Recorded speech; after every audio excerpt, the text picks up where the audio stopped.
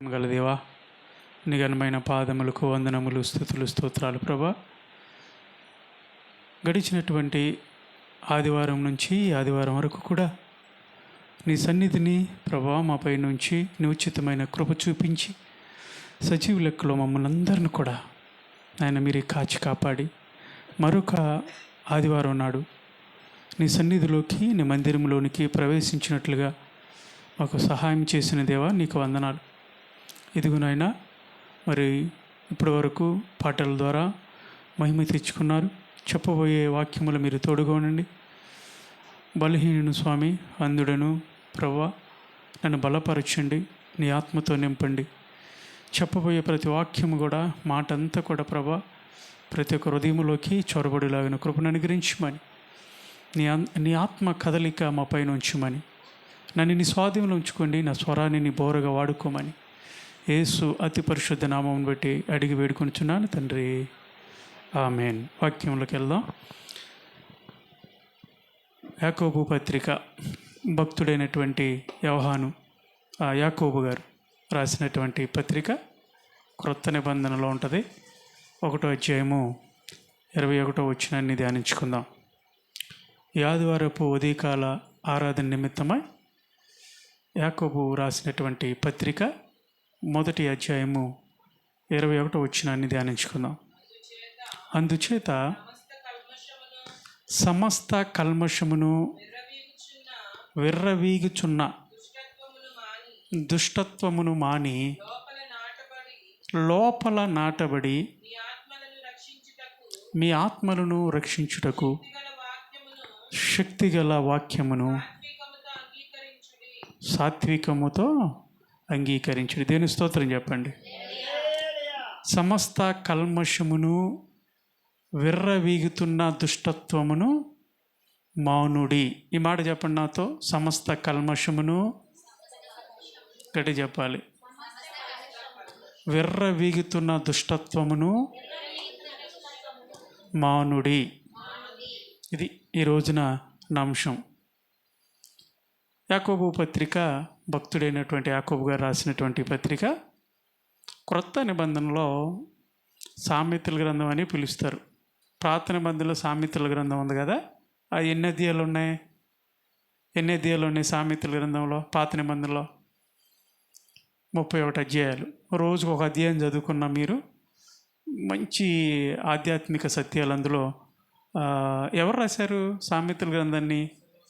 సొలొమోను గారు రాసినటువంటి చాలా విషయాలు మీకు బయలుపరచబడతాయి. 31 అధ్యాయాలు అంటే నెలలో ఎన్ని దినాలు ఉన్నాయి?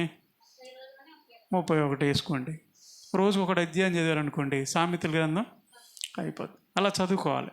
బైబిల్ గ్రంథాన్ని అలాగే చదవాలి. కీర్తనలో ఉదయకాల సమయంలో లేవంగానే ఒక అధ్యాయం, పడుకునేటప్పుడు సామెతలు ఒక అధ్యాయం చదువుకోండి, ఎంత బాగుంటుందో. అయితే ఇక్కడ కొత్త నిబంధనలో ఈ యాకోబు పత్రికను కూడా సామెతల గ్రంథం అని పిలుస్తారు. ఎందుకంటే ఇంచుమించుగా ఆ విధంగానే అన్ని విషయాలు యాకోబు గారు రాసుకుంటూ వచ్చారు. మన ఆధ్యాత్మిక జీవితంలో ప్రభువుకి దగ్గర ఉండటానికి మనకు కావాల్సినటువంటి అనేకమైనటువంటి విషయాలు యాకోబు పత్రికలో రాసుకుంటూ వచ్చారు. ఇక్కడికి వచ్చేప్పటికే 1వ అధ్యాయంలో 21వ వచనం అంటాడు, సమస్త కల్మషమును విర్రవీగుతున్న దుష్టత్వమును మానుకోవాలా.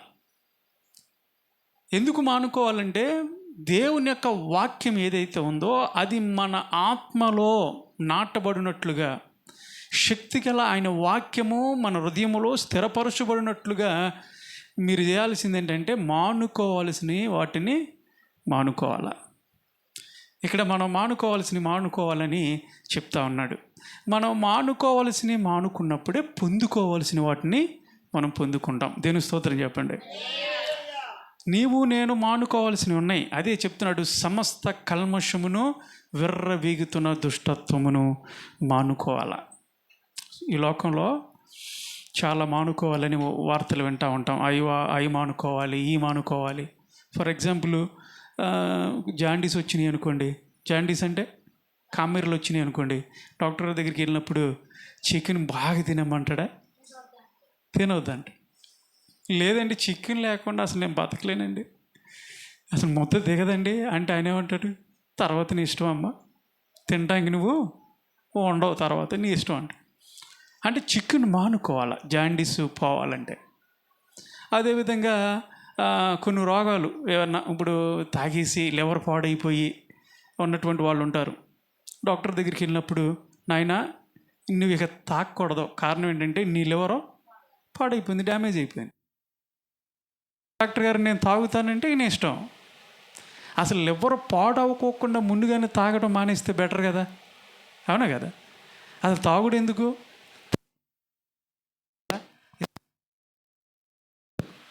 ఇష్టం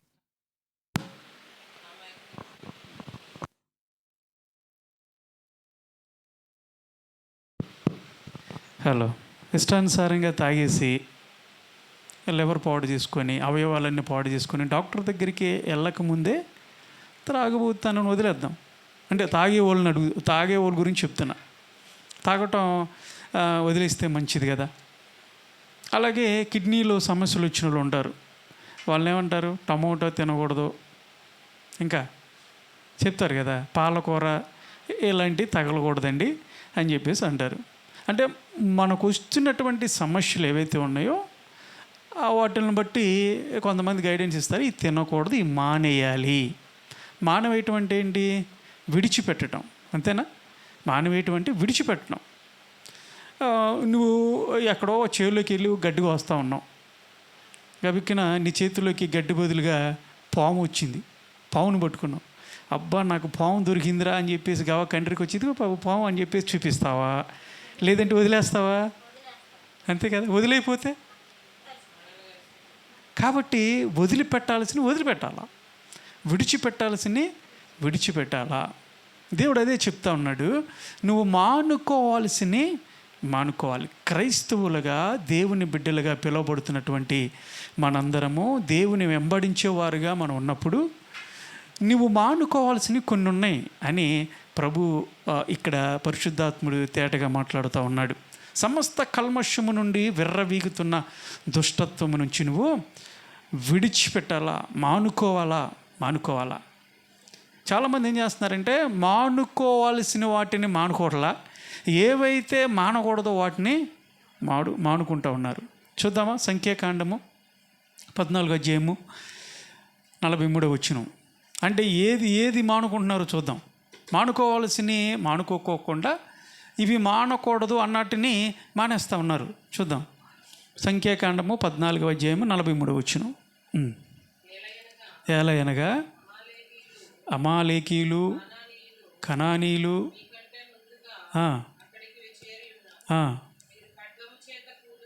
అండర్లైన్ చేసుకోండి, మీరు ఖడ్గము చేత కూలుదరు. ఎందుకు కోలతారంటే మీరు యెహోవాను అనుసరించుట మానుతిరి కనుక యెహోవా మీకు ఇంకా తోడై ఉన్నాడు.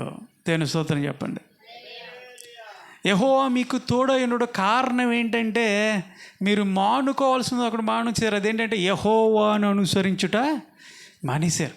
అందుకనే మీ జీవితంలో దేవుడిచ్చేటువంటి ఆశీర్వాదాలు చాలామంది పొందలేకపోతూ ఉన్నారు. దేవుడు మనకు తోడై ఉన్నటువంటి దేవుడు. అదే కదా ఆయన వాగ్దానం చేశాడు, యుగాంతం వరకు కూడా సదాకాలము నేను మీకు తోడై ఉంటా అని చెప్పినటువంటి దేవుడు ఈ రోజున చాలామంది జీవితాల్లో తోడై ఉండకోకుండా ఉంటున్నాడంటే, చాలామంది చూడండి, ప్రార్థనలకు వస్తున్నామండి, వాక్యం చదువుతున్నాం, పాటలు పాడుతున్నాం, అయినా కానీ ఎందుకో మా జీవితాల్లో కొన్ని సందర్భాల్లో దేవుడు తోడుగా లేనట్టుగా ఉంటుంది. వాక్యాన్ని అర్థం చేసుకోలేకపోతున్నాం. మా పరిస్థితి అంతా కూడా దిగజారిపోతూ ఉంది రాను. ఏంటి పాస్టర్ గారు అంటే, దేవుడు చెప్తున్నటువంటి మాట ఏంటి తెలుసా, నువ్వు మానుకున్నావు ఏంటి తెలుసా, దేవుణ్ణి అనుసరించుట మానేశావు. ప్రార్థన చేస్తున్నావు, వాక్యాన్ని చదువుతున్నావు, భక్తిని ప్రదర్శిస్తున్నావు, కానీ దేవుని కలిగి ఉన్నావు, కానీ దేవుని అనుసరించట్లా. క్రైస్తవులుగా దేవుని కలిగి ఉండాలి, అంత మాత్రమే కాదు, కానీ ప్రధానమైనది దేవుని అనుసరించేవారుగా మనం ఉండాలి, అని అనుకరించేవారుగా మనం ఉండాలి. యేసుప్రభు నమ్ముకున్నానండి అనంత మాత్రాన్ని కాదు, ఆయన అనుసరించాలి. నీ చిత్తాన్ని నెరవేర్చుకుంటా, నీ ఆలోచనలు నెరవేర్చుకుంటా, నీ ఇష్టానుసారంగా ప్రవర్తించుకుంటా నా జీవితం నా ఇష్టం అని చెప్పేసి నీ సొంత నిర్ణయాలు తీసేసుకొని తీరా దేవుడు నాకు తోడే ఉండలేదండి, దేవుడు ఆశీర్వాదాలు రావట్లేదంటే ఎందుకు అంటే దేవుని అనుసరించడం పక్కన పెట్టేశావు. దేవుని యొక్క ఆజ్ఞలు, దేవుని యొక్క చిత్తాన్ని పక్కన పెట్టేసావు. అందుకనే కొన్ని సందర్భాల్లో దేవుడు నీకు తోడే ఉంటలా. ఆయన నీకు తోడే ఉండాలని ఇష్టపడుతున్నాడు, కానీ నువ్వు ఆయన అనుసరించకపోవటం వల్ల. ఆయన అనుసరిస్తున్నారా? చాలామంది ఏవో ఏవో పొందుకోవాలని చెప్పేసి దేవుని సన్నిధికి వస్తారు. ఒక రోగం పోవాలనో, లేదంటే ఒక అప్పు బాధలు పోవాలనో, ఒక సమస్య నుంచి నేను బయటపడాలనో, నా బిడ్డలకు పెళ్ళిళ్ళు అవ్వాలనో, నా బిడ్డల చదువులు కంప్లీట్ అవ్వాలనో, మంచి ఉద్యోగాలు రావాలనో, లేదంటే పలానా కార్యాలు జరగాలని చెప్పేసి దేవుని సన్నిధికి వస్తారు. మంచిదే, కానీ తీరా దేవుని యొక్క ఆ కార్యాలు పొందిన తర్వాత, దేవుడిచ్చేటువంటి ఆ మేలు పొందిన తర్వాత ఏమైపోతున్నారు? దేవునికి దూరం అయిపోతూ ఉన్నారు. దేవుని అనుసరించేవారుగా లేరు. దేవుడు ఎందుకు నీ జీవితాల్లో ఆ సమస్య నుంచి నిన్ను ఒడ్డెక్కిస్తాడంటే ఒక మేలు చేస్తాడు. ఎందుకంటే దాని ద్వారా దేవునికి నువ్వు దగ్గర అవుతావని. కానీ నువ్వేమైపోతున్నావు? అది పొందిన తర్వాత దూరం అయిపోతా ఉన్నావు. మీకు అర్థమవుతుందా? దేవుడు నాకు మేలు జరగాలని వస్తున్నావు, తీరా దేవుడు మేలు చేస్తే దేవునికి దూరం అయిపోతున్నావు. కానీ దేవుడు ఉద్దేశం ఏంటి? దాని ద్వారా నువ్వు దేవుని సన్నిధికి వచ్చి ఆయన ఆరాధిస్తావని, ఆయనకి దగ్గరగా ఉంటావని, ఆయన వెంబడించే బిడ్డగా నువ్వు ఉంటావని దేవుడు ఆశపడతా ఉంటుంటే నువ్వు దూరం అయిపోతా ఉన్నావు. అలాంటి ఆశతో దేవుని మందిరానికి వచ్చేవాళ్ళు ఉంటారు. దేవుణ్ణి అనుసరించేవారుగా మనం ఉండాలి. ఉదయకాలం సమయంలో ప్రభు మాట్లాడుతూ ఉన్నాడు మనతో, ప్రతి ఒక్కరితో. దేవుని అనుసరిస్తున్నావా అన్నది ఇక్కడ ప్రశ్న. నీ జీవితంలో అన్ని మేలులు ఉన్నప్పటికీ కూడా, లేదంటే అన్ని మేలులు జరగాలనుకుంటున్నావు, కానీ దేవుడు లేనటువంటి నీ జీవితంలో, దేవుడు తోడు లేకపోతే నీ జీవితంలో ఏ ఉన్నప్పటికీ కూడా అయ్యి నిష్ప్రయోజనమే. ఒక ప్రాంతంలో ఒక సంబరాలు జరుగుతున్నాయి, తిరణాలు జరుగుతూ ఉంటాయిగా. ఒక చిన్న బిడ్డను తీసుకొని తల్లి వెళ్ళింది, తిరణాలకి వెళ్ళింది. తిరణాలకి వెళ్ళినాక తప్పిపోయింది తల్లి. అంటే ఒక్కోసారి తల్లులు తప్పిపోతూ ఉంటారు, చిన్న బిడ్డలే కాదు తల్లులు కూడా తప్పిపోతూ ఉంటారు. సరే, చిన్నపిల్ల తప్పిపోయింది, ఏడుస్తూ ఉంది. మా అమ్మ కావాలి, మమ్మీ అని ఏడుస్తూ ఉంది. అందరూ వచ్చారు, గుంపుగా వచ్చారు. మీ అమ్మ ఎక్కడ ఉందంటే నాకు తెలీదు అని ఏడుస్తూ ఉంది. సరే, ఆ పిల్ల ఏడుపు ఆప్ చేయాలి అని చెప్పేసి కొంతమంది, ఇదిగమ్మా ఈ డైరీ మిల్క్ తిని అంటే నాకు వద్దు అంటుంది. ఈ కురుకురే ప్యాకెట్ తినమ్మా అన్నారు, నాకు వద్దు. ఈ లేస్ ప్యాకెట్ నాకు వద్దు అన్నానా, మా అమ్మే కావాలి అని ఇంకా ఏడుస్తూ ఉంది. అరే, ఇది తినమంటే చూస్తామని చెప్పేసి అంటే ఇంకా గట్టిగా ఏడుస్తూ ఉంది. ఇక లాభం లేదనుకున్నారు, పిల్లని భుజాన్ని వేసుకున్నారు. అటు ఒక నలుగురు, ఇటు ఒక నలుగురు మీ అమ్మ ఎక్కడ ఉందని చెప్పేసి ఎదగటం ప్రారంభించారు. ఆవిడ ఎక్కడుంది తెలుసా? ఆవిడ ఎక్కడుంది? ఒక చీరల షాప్లో జ్వరపడింది, మర్చిపోయింది బిడ్డని. ఇక ఆడవాళ్ళు చీరల్లోకి వెళ్తే ఎలా ఉండదు తెలుసుగా. ఇక ఎత్తుక్కుంటా కూర్చుంది, బిడ్డని మర్చిపోయింది. అమ్మా అని చెప్పేసి గబో ఎట్లాగ వెళ్ళి, అమ్మా ఏంటి పిల్లని వదిలేసావు అని చెప్పితే, నేను ఇక్కడే ఉందకండి అనుకున్నానని చెప్పేసి అంటుంది. సరే, తల్లి భుజాన్ని ఎక్కేసింది. తల్లి భుజాన్ని ఎక్కేసి ఇప్పుడు అంటుంది, తీసిరండి ఇప్పుడు అన్ని, ఇందాక ఏది ఇస్తా అన్నారుగా డైరీ మిల్క్, ఏది అని పట్టుకుంటారండి అవన్నీ ఇస్తా అన్నారుగా అంటుంది. అప్పుడు ఆ పిల్ల అంతకుముందు ఇస్తానంటే తీసుకోలా. నాకు నా తల్లి కావాలి, ఇవే వద్దు, నాకు ముందు నా తల్లి కావాలి. నా తల్లి తర్వాత నా తల్లి దగ్గర ఉంటే మిగతా అన్నీ వస్తాయి. ప్రియులరా, దేవుని ఒడిలోను ఉన్నప్పుడు, దేవుడు నీకు తోడుగా ఉన్నప్పుడు మిగతా అన్నీ కూడా నీకు వచ్చేస్తాయి. నీకు కావాల్సింది ఏం తెలుసా? అవి ఇవి కోరుకుంటున్నావు, ఇవి కదా అన్నిటికన్నా ప్రాముఖ్యమైనది. అయ్యా, నువ్వు నాకు ఉంటే చాలు, నువ్వు నాకు తోడై ఉంటే మిగతా అన్నీ వచ్చేస్తాయి. నీకు ఏది ఉన్నా, అందుకని బైబిల్లో అంటాడు, మొదటిగా నా నీతిని నా రాజ్యాన్ని వెతకండి, అప్పుడు అటు తర్వాత మిగతా అన్నీ మీకు వస్తాయి. కానీ మనం ఏం చేస్తున్నాం? దేవుని పక్కన పెట్టి మిగతా అన్నీ వెంపర్లాడుతున్నాం, అవి కావాలి ఇవి కావాలని. దేవుడు ఉంటే అన్నీ ఇస్తాడు. ముందు నువ్వు కోరుకోవాల్సింది దేవుణ్ణి కోరుకోవాలా, ఆయన అనుసరించాలా, ఆయన నీకు తోడుగా ఉండాలని ఇష్టపడుతూ ఉంటుంటే నువ్వు దేవుణ్ణి పక్కన పెట్టేసి మిగతా అన్నీ, అంటే దేవుణ్ణి అనుసరించడం మానుకొని ప్రభువా నన్ను ఆశీర్వదించాయంటే ఎలా ఆశీర్వదిస్తాడు? నిష్టానుసారం తిరిగేసి దేవుణ్ణి నాకు ఆశీర్వాదాలు కావాలంటే ఇస్తాడా? ఎవడో నేను చెప్తున్నాను ఏనండి, ఈ రోజున నీ ఇష్టానుసారంగా అంటే నువ్వు బ్రతికేసి దేవుని ఆశీర్వాదాలు అంటే దేవుని విడిచిపెట్టి ఆయన అనుసరించటం మానుకొని ప్రభువు నన్ను ఆశీర్వదిస్తుంటే ఖచ్చితంగా దేవుడు ఆశీర్వదించేవాడు, ఖచ్చితంగా ఆశీర్వదించాడు. అంటే ఇప్పుడు నువ్వు మానుకోవాల్సినవి కొన్ని మానుకోవాలా, అట్లని చెప్పి దేవుని చాలామంది అనుసరించడం మానుకుంటా ఉన్నారు. ఇది నాన్న నువ్వు దేవుణ్ణి అనుసరిస్తున్నావా లేదా అన్నది ప్రశ్న. ఆయన అనుసరిద్దాం, అన్నీ అనుకరిద్దాం. ప్రియులు గమనించండి, ఇక్కడ చెప్తా ఉన్నాడు యాకోబు పత్రికలో, నువ్వు కల్మషాన్ని సమస్త కల్మషము నుంచి వెర్రవీగుతున్నటువంటి దుష్టత్వమును మానుకోవాలా. దేవుని బిడ్డలుగా, క్రైస్తవులుగా, దేవుని అనుసరిస్తున్నటువంటి మనందరం కూడా మానుకోవాలా. ఏంటి అవి చూద్దామా? దేవుని యొక్క మహిమ మనం పొందుకోవాలంటే మనం మానుకోవాల్సిన కొన్ని ఉన్నాయి. వాటిని ఒక్కొక్కటిగా కొన్ని చెప్పి నేను ఉదయకాల సమయంలో నా వర్తమాన ముగింపులోకి తీసుకొస్తాను. శ్రద్ధగా ఆలకిద్దాం. మొదటగా ఏం మానుకోవాలి? దేవుని యొక్క ఆశీర్వాదాలు నేను పొందుకుంటే నేను ఏమో విడిచిపెట్టాలి, ఏది మానుకోవాలంటే కీర్తనలు 34:14 వచ్చి నన్ను చదువుకుందాం. ఈ వాక్యం అంతా విన్న తర్వాత నీ జీవితంలో ఒక నిర్ణయం తీసుకోవాలి. ఉదయకాల సమయంలో ఒక నిర్ణయంతో దేవుని యొక్క ఆశీర్వాదాలు నువ్వు పొందుకొని ఇక్కడి నుంచి వెళ్ళాలి. చూద్దాం 34వ కీర్తన 14 వచ్చును. కీడు చేయుట మాని మేలు చేయుము, సమాధానమును వెతికి దానిని ఏం చేయాలా? వెంటాడము. ఇక్కడ ఏం మానాలంటున్నాడు? కీడు చేయుట మానాలా. కీడు చేస్తున్నారా? నువ్వు సమస్త కల్మషము నుంచి విర్రవీగుతున్న దుష్టత్వమును మానుకోవాలి. నువ్వు మానుకోవాల్సిన కొన్ని ఉన్నాయి, అవి మానుకోవాలని చెప్తూ ప్రప్రదంగా ఏది మానుకోవాలి అంటే వాక్యం సెలవిస్తుంది. మొదటిగా నువ్వు కీడు చేయుట మానాల. మేలు చేయటానికి నువ్వు ఎప్పుడు కూడా పరుగులెత్తాలి, కానీ కీడు మాత్రం నువ్వు చేయకూడదు. కానీ ఏమవుతుంది? విభిన్నం అయిపోతూ ఉంది. కీడు చేయటానికి నీ పాదాలు పరుగులెత్తుతూ ఉన్నాయి, నీ చేతులు కీడు చేయటానికే ఇష్టపడతా ఉన్నాయి, మేలు చేయడానికి ఇష్టపడతల్లా. కీడు ఎంతసేపు ఎదుటి వ్యక్తికి కీడే చేయాలని పరుగులెత్తుతూ ఉన్నాం. అవును కదా? ఈ లోకంలో కీడు చేసేవాళ్ళే ఎక్కువైపోయారు. మేలు చేయటం కన్నా మేలు చేయకపోయినా పర్వాలేదు, కానీ కీడు చేయటం మానుకోవాలా. కానీ క్రైస్తవులుగా మనం ఏం చేయాలి తెలుసా? మేలు చేయాల్సిందే ఖచ్చితంగా, కీడు చేయకూడదు, ఒకరి కీడు తలపెట్టకూడదు. మరొక ట్రాన్స్లేషన్లో కీడు అనే మాటకి ఏముందంటే బ్యాడ్ అంటే చెడుతనము. ఏంటది? చెడుతనము ప్లస్ భక్తిహీనత ఎప్పుడు వస్తుందంటే చెడుతనము ఎక్కువైనప్పుడే భక్తిహీనం. ఈ రెండు కూడా సత్సంబంధం కలిగి ఉంటాయి. భక్తిహీనత ఉందనుకో నీలో, వెంటనే చెడుతనం వచ్చేస్తూ ఉంటుంది. కీడు అంటే చెడుతనము.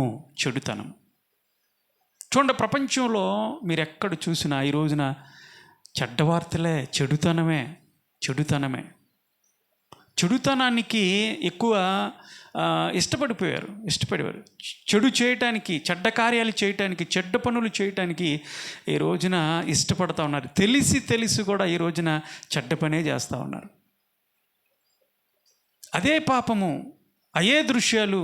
ఈరోజు చూడండి, యవనస్తులు చాలామంది పాపపు దృశ్యాలు మొబైల్ చేతిలో ఉండే చాలు, ఇంకా అశ్లీలమైనటువంటి దృశ్యాలు, అశ్లీలమైనటువంటి సాహిత్యం, కథలో, ఇవన్నీ కూడా పాపపు తలంపులు, పాపపు ఆలోచనలు పెరిగినప్పుడు ఏం చేస్తారంటే చెడుతనమే చేస్తారు. నువ్వు చెడుతనము చేస్తూ దేవుని ఆశీర్వాదాలు పొందాలంటే ఖచ్చితంగా పొందలేవు. ప్రభు అదే అంటున్నాడు, తెలిసి మరలా అదే చెడ్డతనము, అదే చెడు పనులు నువ్వు చేస్తూ ఉన్నావే. చెడ్డ పనులు మరలా చేసి ప్రభువా నన్ను క్షమించమంటే ఎన్నిసార్లు నేను క్షమించాలి అంటాడు దేవుడు. తెలిసింది కదా, అటువైపు వెళ్ళకూడదని చెప్పాను కదా, చేసావు, క్షమించాను, మరలా అదే చెడుతనం చేస్తూ ఉన్నావే. ఫస్ట్ సారి తెలియక చేశారు, మరలా తెలిసి కూడా అదే పని చేస్తూ ఉంటారు. చాలామంది పరుగులెత్తుతూ ఉంటారు. బైబిల్ చెప్తా ఉంది, నువ్వు చెడుతనమును చూసినప్పుడు నువ్వేం చేయాలంట? విసర్జించుకోవాలా, దాన్ని అసహించుకోవాలా, చెడుతనాన్ని అసహించుకోవాలా. దేవుని బిడ్డలుగా మనం నేర్చుకోవాలా. చెడుతనం చూసి నువ్వు పరుగులెత్తకూడదు, దాన్ని చేయటానికి ఇష్టపడకూడదు, కానీ దాన్ని చూసినప్పుడు నువ్వు అసహించుకోవాలా, విసర్జించాలి. మళ్ళీ అటువైపు ఆ పాపం వైపు నువ్వు పరుగులెత్తకూడదు. మీరు చూడండి, మీరు నడుస్తూ ఉన్నప్పుడు కొన్ని సందర్భాల్లో రోడ్డు పక్కన మూత్రశాలలు అని ఉంటాయి కదా, వాటిని ఏమంటారు? మూత్రశాలలే, టాయిలెట్స్, 1-2 వెళ్ళి వాటి పేరు ఏదో అంటారు. సరే, మూత్రశాలలు అనుకోండి. అక్కడికి వెళ్ళినప్పుడు మంచి స్మెల్ వస్తుంది కదా కదా. అబ్బా ఎంత బాగుందిరా అనుకుంటావా? ఇలా రోడ్డు మీద వెళ్తూ ఉన్నావు, ఆ పక్కనే ఉన్నాయి. అక్కడికి వెళ్ళంగానే కాసేపు ఆగివే, భలే ఉంది స్మెల్ అని బాబు కొంచెం కుర్చీ ఇస్తావా, కూర్చొని వెళ్తా. అక్కడ ఒకడు ఉంటాడు, నాకు 2 వస్తుందంటే 10 రూపాయలు కొట్టి వెళ్ళయ్యా అంటాడు కదా. 1కి రేటు, 2కి రేటు. కొంచెం కుర్చీ బాగుంది, ఎన్నాళ్ళు చూసి కూర్చోవే కాసేపు మాట్లాడుకుందాం అంటావా, లేదంటే పదవే తొందరగా ఎక్కడి నుంచి అంటావా? అంతే, రైట్. అది ఆ మాట కోసం ఎదురు చూస్తున్నా. అక్కడ రాగానే ఇమ్మీడియట్లీ ఏం చేస్తావు? ముక్కు మూసుకుంటావు. అక్కడ పోలీసు వాళ్ళు బోర్డు పెడతారా, బాబు ఇక్కడ మూత్రశాల ఉందా, ముక్కు మూసుకోవాలని బోర్డు ఏముందా? మరి ఎందుకు మూసుకున్నావు? ఓ వాసన బట్టి. అర్థమైందా? ఆటోమేటిక్గా ఆ స్మెల్ చూడగానే ముక్కు మూసేస్తావు. మరి చెడుతనం చూసినప్పుడు కూడా నువ్వేం చేయాలి తెలుసా?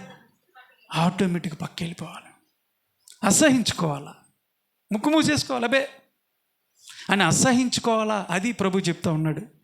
అంతేగాని బలవంతరం మనం కూడా వెళ్దాం అన్నట్టుగా వెళ్ళకూడదు. అసహించుకోవాలి, విసర్జించుకోవాలి, ఇష్టపడకూడదు. ఈ రోజున చాలామంది పరుగులెత్తుతూ ఉన్నారు చెడుతనం. చూడండి, ఏ వార్తలు చదివినా తెల్లారినప్పుడు మన చాలా వార్తలు ఉదయకాల సమయంలో వింటూ ఉంటాం. అసాంఘిక కార్యాలు జరుగుతూ ఉంటాయి, అక్రమమైనటువంటి సంబంధాలు పెట్టేసుకొని చంపేసుకోవటం. ఈ రోజున ప్రతి హత్య కూడా మీరు ఏదైనా పరిశీలించండి. ఈ రోజున ఏది హత్య జరిగినా పలానా చోట ఎవరినో చంపారు, పలానా చోట ఒక వ్యక్తిని చంపారు అని ఏదైనా సరే హత్యలు చూసినప్పుడు దాని వెనకాల ఎందుకు జరిగిందో చూడండి. అన్నీ కూడా అక్రమమైనటువంటి సంబంధాల వలన జరుగుతూ ఉన్నాయి ఈ రోజున, తెలుసా? అక్రమైనటువంటి సంబంధాలు, ఇల్లీగల్ కాంటాక్ట్స్ పెట్టేసుకుంటూ ఉన్నారు. ఆ ఇల్లీగల్ కాంటాక్ట్స్ వల్ల మొన్న ఒక సంఘటన ఏంటి తెలుసా? భర్త అడ్డుగా ఉన్నాడని ప్రియుడితో ఏం చేసింది? చంపేసింది భర్తని. అరే నా భర్తే కదా, నేను అతను వివాహం చేసుకున్నాను అని చెప్పేసి అని ఆలోచించిందా? మత్తు చంపేసింది. భర్తనే కాదు, చిన్న బిడ్డలను కూడా మధ్యలో ఆటంకంగా ఉన్నారు, ఏం చేస్తూ ఉన్నారు? చంపేస్తూ ఉన్నారు. ఎన్ని ఒకటి కాదు చెప్పడానికి, చాలా ఉన్నాయి. వాళ్ళ అక్రమైన సంబంధానికి అడ్డుగా ఉన్నాడని నవమాసాలు మోసినటువంటి బిడ్డను తల్లి ఏం చేస్తుంది తెలుసా? చంపేస్తూ ఉంది, పేక నొక్కి చంపేస్తూ ఉంది. ఒకటి కాదు, 10 సంఖ్యలో మనం చూడొచ్చు రోజు అయ్యే వార్తలు. కారణం ఏంటి తెలుసా? చెడుతనం విస్తరించిపోతూ ఉంది లోకంలో. గ్రహించాలి. చెడుతనాన్ని విసర్జించాలి. నీకు ఈ రోజున బాగున్నట్టే ఉంటుంది, కానీ ఒక రోజున నువ్వు ఏడుస్తావు, బాధపడతావు, గుండెలు బాదుకుంటావు. అన్నీ బాగున్నప్పుడు బాగానే వస్తాడు, నువ్వంటే నాకు బాగా ఇష్టం అని చెప్పేసి వస్తాడు. మగోడిది ఏముంది? ₹1 వస్తుందని చెప్పేసి ఆశపడి కష్టపడటానికి ఇష్టపడకోక నువ్వు ఒళ్ళు అమ్ముకోవటానికి ఇష్టపడ్డావు అనుకో, ఒక రోజున ఏది చూసైతే నువ్వు ఎగిసిపడ్డావో ఆ ఒళ్ళంతా ఏమైపోద్ది తెలుసా? పుళ్ళు వచ్చేస్తాయి, కంపు కొట్టుపోతాయి. ఈ మధ్యకాలంలోనే మా అపార్ట్మెంట్లోనే మా ఇంట్లో ఒకప్పుడు పనిచేసినటువంటి ఒక వ్యక్తి, ఆ పేరు గురించి మేము చెప్పంలా, అమ్మాయి బాగుంటుంది, అందగత్తే, కలరం, ఇంటర్మీడియట్ చదువుతున్న బిడ్డ ఉంది. బిడ్డలు పెద్దవాళ్ళు అవుతున్నారు కూడా, సిగ్గులేదు అసలు ఈ రోజులో. ఏం చూసి నీ బిడ్డలు రేపొద్దున వాళ్ళు ముందుకెళ్తారు, ఎలా బాగుపడతారు? నిన్ను బట్టే కదా వాళ్ళు. నువ్వేం చేస్తున్నావు వాళ్ళు అదే చేస్తారు కదా. నువ్వు చేసే తప్పుడు పనులు నా బిడ్డలు బాగుండాలి, రే ఏంట్రది అంటే వింటాడా? వినరు. మేము అనుకుంటానున్నాం, మీ ఇద్దరం మాట్లాడుకుంటానున్నాం, అమ్మగారు నేను మాట్లాడుతానున్నాం. చేస్తున్న పని ఇది. పిల్ల ఉంది, ఈడొచ్చిన పిల్ల ఉంది. అతను తనకున్నటువంటి భర్తను, తనకున్నటువంటి భార్యను, పిల్లలు వాళ్ళు చక్కగా ఉన్నారు. వాళ్ళని వదిలేసి ఈవిని పట్టుకున్నాడు. ఈయన వదలట్లా. ఈవిడ రంగుని చూపిస్తుంది, పుగ్గుని చూపిస్తుంది, అందాన్ని చూపిస్తుంది. మనోడు మైమరిచిపోయాడు. ఓ రోజు వస్తుందని మేము అనుకుంటానున్నాం. చాలామందిని హెచ్చరిస్తుంటే హెచ్చరికలు తీసుకోరు కదా. ఆ రోజు వచ్చే వరకు కూడా మరణ పడక మీద పడుకున్నప్పుడు ఈ 2 చేతుల దగ్గర, అమ్మ నన్ను బతికించు అమ్మ డాక్టర్ గారు. మరి ముందు చెప్పినప్పుడు వినరు. మొన్న వచ్చింది అమ్మ దగ్గరికి వస్తూ ఒళ్ళంత కంపు, వాసన. దేనితో అయితే పాపం చేసిందో అక్కడ భయంకరమైనటువంటి చెప్పరానటువంటి ఆ ప్రాంతంలో రోగాలు వచ్చేసేసి కృంగిపోయి, కృషించిపోయి, రంగంతా పాడైపోయి, అమ్మా ఏ హాస్పిటల్కి వెళ్ళమంటావు అంటుంది. తీరా నువ్వు వదిలేశానమ్మా, వదిలిపెట్టేశా. నువ్వు వదిలిపెట్టేదేంటి? ఆడే వదిలిపెట్టి ఉంటాడు నిన్ను చూసి. నేను అదే అన్నా. బాగున్నప్పుడు ఎవడైనా వాడుకుంటానికి వస్తాడు నిన్ను, ఆడి పని చూసుకుంటానికి వస్తాడు. నువ్వు డబ్బులు కాచిపడతావు. రేపొద్దున నీ రోగానికి ఎన్ని డబ్బులు వస్తావు? ఎక్కడి నుండి తీసుకొస్తావు? కష్టపడు. దేవుడంటే భయం లేదు, భక్తి లేదు. దేవుని వాక్యం వినిపిస్తూ ఉన్నప్పుడు పట్టించుకునేటువంటి పరిస్థితి. నాకు కాదులే, ఇప్పుడు కాదులే. రోగాలు వచ్చిన తర్వాత లేవలేని పరిస్థితుల్లో అప్పుడు వస్తారు మెల్లిగా. ప్రార్థన చేయండి పాస్టర్ గారు. ముందేమైపోయింది? ప్రభు చెప్తున్నాడే, హెచ్చరిస్తూ ఉన్నాడే, వద్దమ్మా అని చెప్తా ఉన్నాడే. ఎనరో తనకున్న బలం. అందుకనే ఓ భక్తుడు, నేను అప్పుడప్పుడు పాడతాను, నాకు బలము ఉన్నంత వరకు నమ్మలేదు ఆ యేసుని, నాకు బలము ఉన్నంత వరకు నమ్మలేదు ఆ యేసుని. ఎప్పుడు నమ్మాడంట? బలమంతా పోయాక,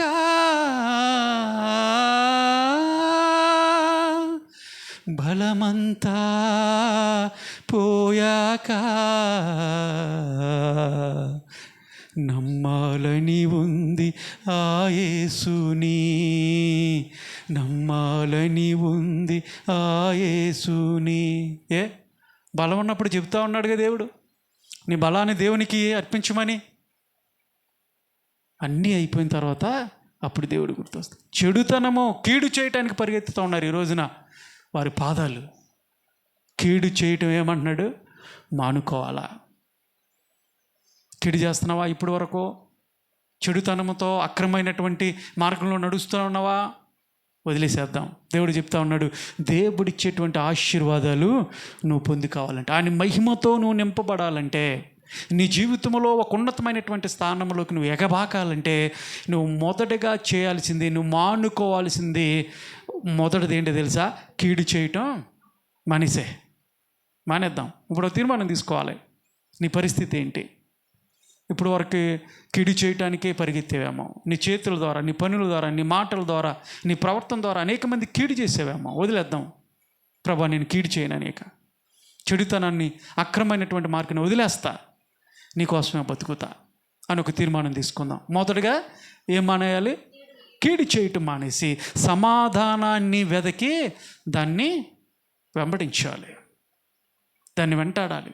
సమాధానం నీ జీవితంలో పొందుకోవాలంటే, దేవుని మహిమను నువ్వు పొందుకోవాలంటే కీడును వదిలేద్దాం. రెండోది చూద్దాం. రెండోది కూడా ఎఫెసీ పత్రిక 4వ అధ్యాయము 25వ వచనంలో 2వ మాట చూద్దాం. ఏం మానుకోవాలి మనం? ప్రభు చెప్తా ఉన్నాడు ఉదయకాల సమయంలో. రెండోది ఎఫెసీ రాసిన పత్రిక 4వ అధ్యాయం 25వ వచనం. మనము ఒకరికొకరము అవయవములై ఉన్నాము కాబట్టి ఏం మానాలంట? అబద్ధమాడుట మాని ప్రతివాడును తన పొరుగు వారితో సత్యమే మాట్లాడవలను. దేవుని గట్టి స్తోత్రం చెప్పండి. హల్లెలూయా. ఏం ఆడుకోవాలంట? రెండోది అబద్ధం ఆడటం. అమ్మో, అది అసాధ్యంగా పాస్టర్ గారు. అబద్ధం ఆడుకోకుండా నేను ఉంటానా? లేకపోయినా ఉంటాను, కానీ అబద్ధం ఆడుకొని నేను ఉండలేనుగా అనుకుంటారు. ఇది చాలా కష్టంగా. అంటే ఒక అబద్ధం కూడా ఆడకూడదా? అసలు అబద్ధాలు ఆడుకోకుండా ఉంటారా? ఎవరైనా ఉన్నారా? అనుకుంటూ ఉంటారు చాలామంది. కానీ ఇక్కడ ఖండితంగా దేవుడు కఠినంగా మాట్లాడుతున్నాడు. నువ్వేం చేయాలి తెలుసా? అబద్ధం మానేసే. అబద్ధాలు మానేసేయాలి. ప్రతి వారు తను పొరుగు వారికి ఏం చెప్పాలంట? సత్యాన్నే చెప్పాలి. కారణం ఏంటో తెలుసా? దేవుడు చెప్పాడు, నేనే మార్గమును సత్యమును జీవమును. నన్ను వెంబడించే వాళ్ళందరూ కూడా సత్యాన్నే ప్రకటించాలి, సత్యమునే మాట్లాడి. నువ్వు నోరు తెరిస్తే సత్యాన్నే చెప్పాలి, అబద్ధం ఆడకూడదు. నువ్వు నా బిడ్డవే కదా, నన్ను వెంబడిస్తున్నావా? వెంబడిస్తున్నాను ప్రభా, నేనంటే నీకు ప్రేమ ఉంది ప్రభా, అయితే నువ్వు చేయాల్సిందేం తెలుసా? నువ్వు అబద్ధం ఆడకూడదు. ఇది మానుకో. రెండో చెప్తా ఉన్నాడు, నువ్వు మానుకోవాల్సింది అబద్ధం. యవనస్తులు ఈరోజు నువ్వు ఊరికినే అబద్ధం ఆడుతూ ఉంటారు కదా.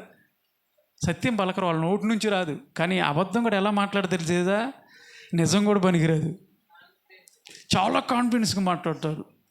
ఎదుటి వాక్కి నిజమేననుకుంటుంది. ఎక్కడికి వెళ్ళావమ్మా? ఇక్కడే ఉన్నాగా. అరే ఇక్కడే కమ్మా నేను చూసింది. ఏం చూసావు? ఇక్కడే కూర్చున్నాగా. అడుగు, ఎక్కడ అడుగు, ఉన్నానే లేను. మళ్ళీ ఒక సాక్ష్యం వటకరిచ్చేస్తూ ఉంటారు. ఒక అబద్ధాన్ని కప్పుకోవడానికి మరొక అబద్ధం. అబద్ధాల జీవితం. నోరు తెరిస్తే అబద్ధమే. ప్రార్థనకి ఎందుకు రాలేదమ్మా? పోయిన వారం కడుపులో నొప్పి వచ్చిందని. ఏమొచ్చిందంట? కడుపులో నొప్పి వచ్చిందంట. ఈజీగా చదువుతున్న బిడ్డలైతే మరీ కదా, స్కూల్కి వెళ్ళకపోయినా కాలేజీకి వెళ్ళకపోయినా ఏంట్రా రాలేదంటే ఎలా ఉంటుంది తెలుసా? మా తాత చచ్చిపోయాడు మాస్టర్ గారు అంటారు. అరే మొన్న కూడా అదే చెప్పావు కదరా. మొన్న మా నాన్న తరపుళ్ళు. ఎంతమందిని తాతను చంపుతావురా నువ్వు? అబద్ధాలు. నోరు తెరిస్తే అబద్ధమే. ఏంటి అబద్ధం వల్ల నీకు వచ్చేది?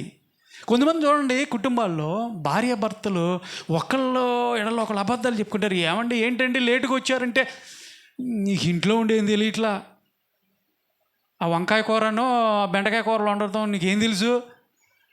ఏం జరుగుతుంది తెలుసు ఆఫీసులో అంటాడు కదా. వింటూ ఉంటాం ఇవన్నీ కూడా. ఉట్టిదే. ఎప్పుడో వచ్చేసాడు బయటికి. ఎక్కడెక్కడో తిరిగి వచ్చి భార్య దగ్గర అరుస్తూ ఉంటాడు. కొంతమంది భార్యలు కూడా అలాగే ఉంటారు.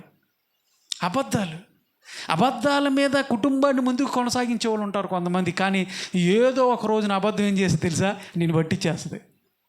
మొన్న అట్లాగన్నారు కండి, మరి ఇప్పుడేంటి ఇట్లా అన్నారంటే అదే అసలు ఆ రోజున ఏం జరిగింది తెలుసా అని మళ్ళీ అబద్ధాన్ని కప్పిపుచ్చుకోవటానికి మరొక అబద్ధం. మరి ఎట్లా దీవిస్తాడు దేవుడు? ఎలా ఆశీర్వదిస్తాడు నేను చెప్పు? అబద్ధాలు కూడా ఒక రోజున మన జీవితాన్ని నాశనం చేస్తాయి తెలుసా? అబద్ధాలు కూడా నాశనం చేస్తాయి. కొంతమంది బ్లాక్మెయిల్ చేస్తూ ఉంటారు. ఒక చోట బాతులు పెంచుకునేటువంటి ఒక యవనస్తుని పెట్టుకున్నాడు ఒక యజమానుడు. తోటలో పెట్టాడు. బాతులు తెలుసుగా, బాతులు కూడా పెంచుతున్నారు. అప్పుడప్పుడు రోడ్డు కొంతమంది అలాగ తోలుకుంటూ వెళ్తూ ఉంటారు. చాలా ఉంటాయి బాతులు. సరే యవనస్తుని పెట్టాడు. అరే జాగ్రత్త, బాతులు కావలసినటువంటి ఆహార పదార్థాలని అక్కడ పెట్టాడు. అన్నీ చూసుకోరా నాయనా అని చెప్పేసి వెళ్ళిపోయాడు. ఒక రోజున ఏం జరిగిందంటే, ఒక బాతు చచ్చిపోయింది. ఏమైపోయింది? బాతు చచ్చిపోయింది. చచ్చిపోయేపటికి యజమానికి ఏం చెప్పాలో తెలియలే, భయపడిపోయాడు. సరే ఏం చేశాడంటే, అక్కడ ఒక గుంట తీసి ఆ గుంటలో కప్పెట్టేసి ఏం చేశారు, తన స్నేహితుడు చెప్పాడు, అరే ఒక బాతు చచ్చిపోయిందిరా, ఇట్లాగా కప్పెట్టేశాను, మా ఓనర్ గారికి తెలిస్తే ఏమంటాడని భయం వేస్తుందిరా, అందుకనే అక్కడ పెట్టేశాను అన్నాడు. అవునారా అని ఫస్ట్ రోజు కొట్టాడు. తర్వాత నుండి ఏం చేస్తున్నాడు తెలుసా? తర్వాత నుంచి అరే ఒక 100 రూపాయలు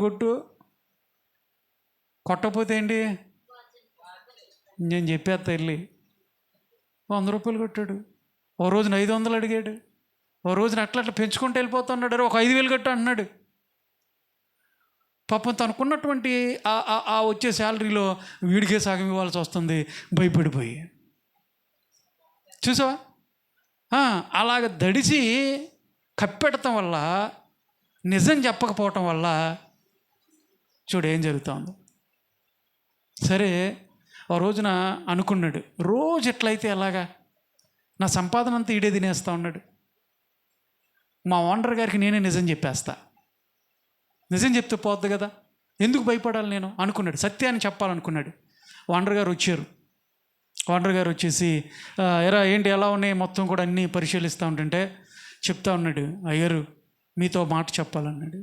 ఏంట్రా అన్నాడు. అదేంటంటే, ఏం చెప్పరా, కొంచెం భయం వేస్తుంది. ఎందుకురా నా దగ్గర దాస్తావు, భయం ఎందుకు చెప్పు అని అన్నాడు. అయ్యా, గడిచినటువంటి కొన్ని దినాల్లో ఒక బాతు చచ్చిపోయిందయ్యా, దాన్ని ఇక్కడే గోతి తీసి కప్పేశాను. నా నిర్లక్ష్యం వల్లే ఓ బాతు చచ్చిపోయిందయ్యా, అది నీకు చెప్పాలనుకున్నాను, భయపడిపోయి చెప్పలేదయ్యా. ఆ రోజు అన్నీ ఉన్నాయని అబద్ధం ఆడానయ్యా అని ఒకటి తగ్గిందని. అప్పుడు ఆయన ఏమన్నాడు తెలుసా?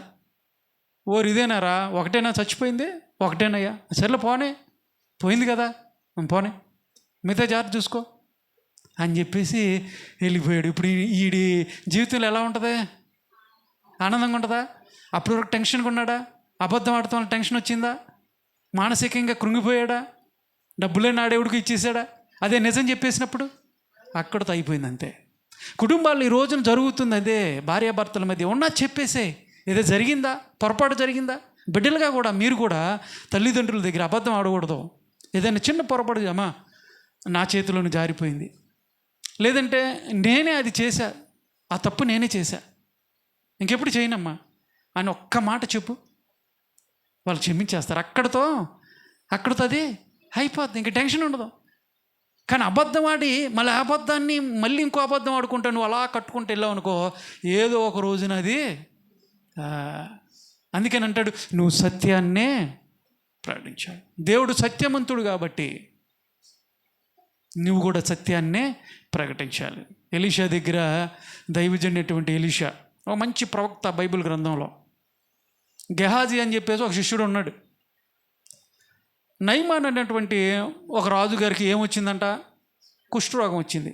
ఎవరో చెప్పారు, ఎలీషా దగ్గరికి వెళ్తే ఆయన ప్రార్థన చేస్తే పోద్ది, దైవజనుడు చాలా కార్యాలు జరుగుతూ ఉన్నాయి అని చెప్తే చాలా బహుమానాలు తెచ్చుకున్నాడు. చాలా మంచి మంచి వస్త్రాలు, వెండి పట్టుకొని ఎవరి దగ్గరికి వెళ్ళాలంటే ఏం చేయాలా, కొన్ని కానుకలు బహుమతులు తీసుకెళ్ళాలి. కాబట్టి ఎలీషా గారి దగ్గరికి బహుమానాలు తీసుకొని వచ్చాడు నయమాను. అయా నా పరిస్థితి ఇది అని చెప్పాడు. సరే ప్రార్థన చేశాడు, పోయింది. తీసుకోమంటే ఎలీషా అన్నాడు, అవేం వద్దు మాకు, తీసుకుని వెళ్ళిపో అన్నాడు. ఆయన వెళ్ళిపోయిన తర్వాత ఆయన వెనకాల ఒకడు వెళ్ళిపోయాడు. ఎవరో శిష్యుడు గెహాజీ. అరే ఇన్ని బహుమానాలు రాజుగారి దగ్గర నుండి వస్తే ఈయనేంటి తీసుకోవట్లా, నేను తీసుకుంటా అని చెప్పేసి ఈయన చెప్పుకోకుండా, గురువు గారికి చెప్పుకోకుండా పరిగెత్తుకుంటూ వెళ్ళి వాళ్ళ దగ్గరికి వెళ్ళి అబద్ధం ఆడి అవి కొన్ని తెచ్చేసుకున్నాడు. ఇంకా ఒక ఇంట్లోకి వచ్చాడు, ఏం తెలియనట్టుగా వచ్చాడు. అప్పుడు ఎలీషా అడుగుతా ఉన్నాడు, ఎరా నాయనా ఎక్కడికి వెళ్ళావు అన్నాడు. ఆడ మాట ఉంటుంది, నీ దాసుడునైనా నేను అంటాడు. చేసిందంటే తప్పుడు పని. ఇక్కడ మళ్ళీ అబద్ధం ఆడుతూ ఉన్నాడు. ఎలా సంబోధిస్తున్నాడు తెలుసా? నీ దాసుడునైనటువంటి నేను. విషయం చెప్పలా, దాచేసాడు. ఎలీషాకి ఆత్మలో తెలుసుకున్నాడుగా, ఆయనకి తెలీదా? ఆయనకి తెలిసింది. అరే ఎలీషా ఎలాంటోడు, ఆయన దగ్గర ఉన్నాం, చచ్చిపోయిన వాళ్ళు బ్రతుకుతారు, నాకు కావాల్సింది ఆయన్ని ప్రార్థన చేస్తే నాకు రావా? ఆయన చుట్టూ ఎన్నో ఆయన్ని కాపాడటానికి దేవదూతలో అగ్ని గుర్రాల చేత కాపాడుతూ ఉన్నాడే దేవుడు ఏది అడిగితే అది ఇస్తాడు కదా. నా గురువు ప్రార్థన చేస్తే నాకు కావాల్సిన అవసరం తీర్చడా అని అనుకున్నాడా? లేదు. లోకం వైపు ఆశలు చూపించి పరిగెత్తుకుంటూ వెళ్ళి తీసుకొని వచ్చటం కాకుండా మళ్ళీ ఆ తప్పును కప్పుకోవడానికి ఒక అబద్ధం ఆడేశాడు. అప్పుడు ఎలీషా ఏం చేశాడు తెలుసా? ఆ అబద్ధానికి ఏ కుష్ఠరోగం అయితే అతను నుంచి ఇడిచిపోయిందో ఇప్పుడు ఆ కుష్ఠరోగం నీకు వచ్చేస్తుంది అన్నాడు. అబద్ధం ఆడటం వల్ల తెచ్చుకున్నాడు. అర్థమవుతుందా మీకు? కాబట్టి దేవుని బిడ్డలుగా, విశ్వాసులుగా మనం ఏం ఆడకూడదు? రెండోది, అబద్ధం ఆడకూడదు, సత్యాన్నే ప్రకటించాలి. నీ నోరు తెరిస్తే సత్యమే చెప్పాలి, నిజమే చెప్పాలి. అందుకని దేవుడు అంటాడు మత్తయి సువార్తలో, అవునంటే అవును, కాదంటే కాదంతే. ఇక నీ మాట అంతే. అబద్ధం అనేది రాకూడదు, అబద్ధాలు పలకకూడదు, అబద్ధాలని మానేయాలా. అప్పుడే దేవుని పొందుకుంటాం. మూడోది చూద్దాం. పేతురు పత్రిక, మొదటి పత్రిక, పరిశుద్ధుడైనటువంటి పేతురు రాసిన మొదటి పత్రిక 2వ అధ్యాయము 1వ వచనం చదువుకుందాం. 2వ అధ్యాయం 1వ వచనాన్ని. ప్రభువు దయాళుడని మీరు రుచి చూసి తెలుసుకునేలా, ఇదిగో అండర్లైన్ చేసుకోండి, సమస్తమైన దుష్టత్వమును, వేషధారను, అసూయను, ఇది అండర్లైన్ చేసుకోండి, సమస్త దూషణ మాటలను మాని కొత్తగా జన్మించిన శిశువులను పోలిన వారై నిర్మలమైన వాక్యమనే పాల ద్వారా రక్షణ విషయంలో, చాలమ్మా, రక్షణ విషయంలో మీరు ఎదగాలంటే వాక్యం అనే నిర్మలమైనటువంటి పాల ద్వారా దేవుని యొక్క వాక్యాన్ని మీ హృదయంలోకి ఆపాదించుకోవటం వల్ల మీరేమవుతారు? రక్షణ విషయంలో అభివృద్ధి పరచబడతారు అని చెప్తూ అంటాడు. ఇక్కడ చాలా విషయాలు చెప్పుకుంటూ వచ్చాడు అక్కడ, కానీ లాస్ట్ విషయాన్ని మనం మాట్లాడుకున్నాం. సమస్త దూషణ మాటలు ఏం చేయమన్నాడు? మానండి. మూడో మాట, సమస్తమైనటువంటి దూషణ మాట. దూషిస్తూ ఉంటారు కొంతమంది. చూడండి, దూషించటం అంటే ఏంటి తెలుసా? దూషించటం అంటే ఏంటి తెలుసా? దూషణకరమైనటువంటి మాటలు అంటే ఒక వ్యక్తి యొక్క పరువుని దిగజార్చటం. మీకు అర్థమైందా మాట? ఒక వ్యక్తి యొక్క పరువు ఏదైతే ఉందో ఆ పరువుని దిగజార్చడమే దూషణకరము. రెండవది ఏంటంటే, వెనకాల ముందు ఒక మాటలు మాట్లాడతారు, వెనకాల ఇంకో మాట మాట్లాడుతూ ఉంటారు. దాన్ని బ్యాక్ బైటింగ్ అని చెప్పేసి అంటారు. ఒక వ్యక్తి పరువుని తీసేయటం డీఫేర్ అని చెప్పేసి అంటే, రెండోది బ్యాక్ బైటింగ్ అంటారు. అదేంటంటే, నీ ముందు ఒక మాట మాట్లాడతారు, వెనకాల నువ్వు వెళ్ళిపోయిన తర్వాత మాట్లాడతారు. ఏమంటే బాగుందా, అంతా బాగానే ఉంది కదా, మీ చాలా మంచి వాళ్ళండి, మంచి జరిగిద్దండి అంటాడు. వెనకాలకి వెళ్ళిన తర్వాత నీ పని చెప్తా, నాకు వీడికి ఏదో జరిగిందంట అని చెప్పేసి వెనకాల మాటలు. దీన్ని ఏమంటారంటే బ్యాక్ బైటింగ్ అని చెప్పేసి అంటారు. దీన్నే దూషణ చేస్తూ ఉన్నారు. అలాంటి ఏముంటే సరి చేసుకుందాం. ముందు ఒక మాట వెనకాల మాట మాట్లాడకూడదు. మనం దూషణకరమైనటువంటి మాటలు మనం పెదాల నుంచి రాకూడదు. ఎవరిని కూడా దూషించకూడదు. యేసయ్య దూషించబడంట, ఎదురు బదులేం చెప్పాల, వాళ్ళని దూషించాల. ఆయన హింసిస్తూ ఉంటుంటే, ఆయన దూషిస్తూ ఉంటుంటే, ఆయన అవమానకరమైనటువంటి మాటలు పలుకుతూ ఉన్నప్పుడు దేవుడు తిరిగి వాళ్ళని శపించడం కానీ వాళ్ళని దూషించడం కానీ దేవుడు చేయాల. అందుకనే నువ్వు కూడా ఏం చేయాలంటే దూషణకరమైనటువంటి మాటలు, సమస్తమైనటువంటి దూషణకరమైనటువంటి మాటలు నువ్వు మానాల. ఎదుటి వ్యక్తులు ఉన్నటువంటి నీ చుట్టూ ఉన్నటువంటి నీ సహోదరులు ఎవరైతే ఉన్నారో వాళ్ళు సంతోషంగా ఉన్నప్పుడు వాళ్ళ సంతోషాన్ని దిగజార్చే మాటలు మాట్లాడకూడదు. లేనిపోయిన మాటలు ఈరోజు చాలామంది పుట్టిస్తూ ఉంటారు కదా. పూసిందంటే కాసిందంటారు. కొంతమంది పండు కూడా కాసింది అంటే పండిపోయింది తినేశారంటారు కూడా. అక్కడే ఉండదు. లేని పుట్టించే వార్తలు, దుష్ప్రచారాలు ఈ రోజున ఆ లేని పుట్టించేసి వాళ్ళ మీద ఆ మాటలు పలకటం వల్ల వాళ్ళ హృదయాలు గాయపరుస్తున్నావు, వాళ్ళ సంతోషాన్ని తీసేస్తున్న విషయాన్ని నువ్వు గమనించాలా. లేని ఉన్నవేమైనా ఉన్నాయా మాట్లాడుకోండి. ఉన్నాయని ఉంటే ఏం జరిగింది ఏంటనేది నిజంగా జరిగితే దాని గురించి మాట్లాడటం తప్పు కాదు. కానీ లేనివి పుట్టించి వాళ్ళని దిగజార్చే ప్రయత్నం, వాళ్ళ పరువుని తీసేయటం, వెనకాల ఒక మాట ముందు ఒక మాట మాట్లాడుకోవటం, ఇవన్నీ కూడా మానేయాలి అని వాక్యం సెలవిస్తూ ఉంది. మానేయాల.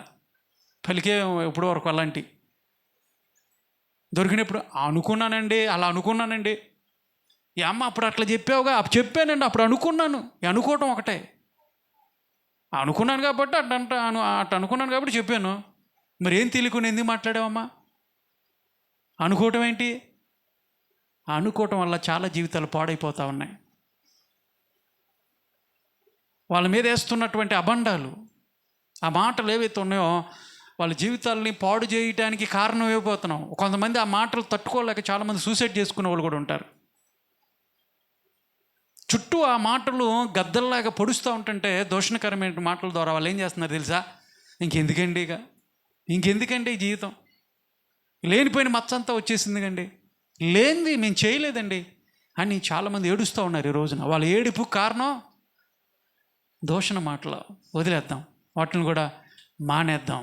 ఇప్పుడు ఎన్ని మాటలు చెప్పాను నేను? మొదట చెప్పండి ఏంటిది? కీడు చేయటం, కీడు మానేయాలి. రెండోది అబద్ధ మాటలో మానేయాలి. మూడోది దోషించటం, దోషణ మాటలో మానేయాలి. మానేద్దాం. మూడోది. నాలుగో చెప్పు ముగిస్తా. ఫిలిప్పీలు రాసిన పత్రిక 2వ అధ్యాయము 15వ వచనం చాలా ఇంపార్టెంట్, ముగించేస్తా దీంతో. ఫిలిప్పీలకు రాసిన పత్రిక పౌలు గారు రాస్తూ ఫిలిప్పీ సంఘానికి, ఫిలిప్పీకి ఒక పత్రిక రాశాడు. 2వ అధ్యాయము 15వ వచనం చదవమ్మా. ఫిలిప్పీ రాసిన పత్రిక 2వ అధ్యాయము 15వ వచనం.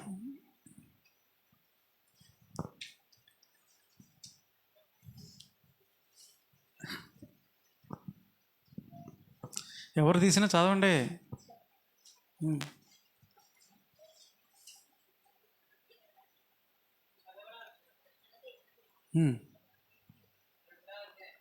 పదిహేను 2:15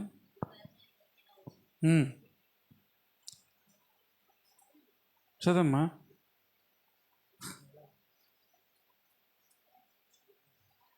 ఏంటి ఇంతసేపు తీసారేంటి బైబిల్? చదవండి. 15వ వచనం.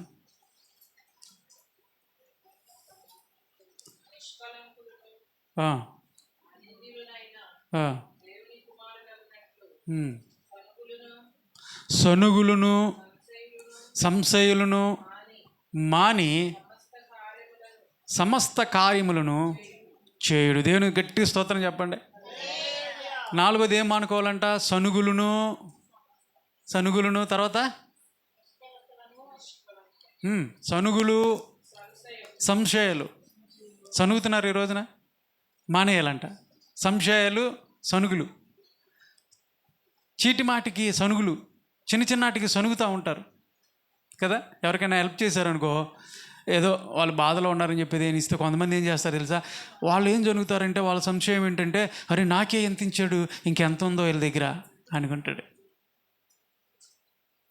సనుక్కోవటం, ఇవి మానేయాలి.